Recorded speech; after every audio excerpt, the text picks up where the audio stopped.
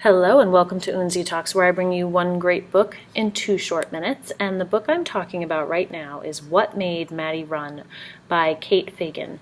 Now, this book just came out. It's nonfiction, narrative nonfiction, and it is such a powerful book.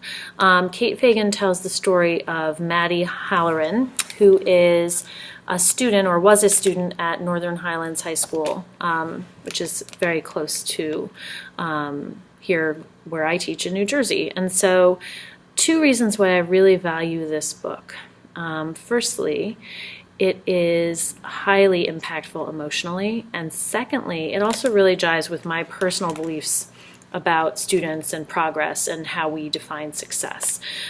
So Maddy Halloran very tragically took her own life in her 2nd semester as a freshman at UPenn in Philadelphia. And it made national news for sure and for certain. And Kate Fagan goes in and gets the story of her life. She went in and she interviewed everybody across the board in Maddy's life, her family, her friends, her coaches, and some teachers as well, I believe. And so I picked this excerpt to read from the book because I think it's really very telling about not only Maddy, but also young people who are just starting in college.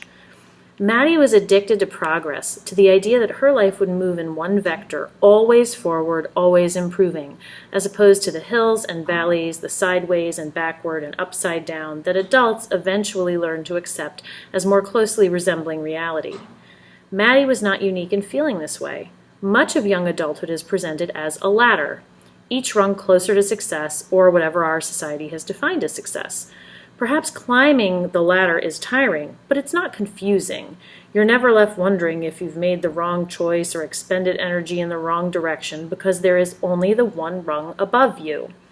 Get good grades, get better at your sport, take the SAT, do volunteer work, apply to colleges, choose a college.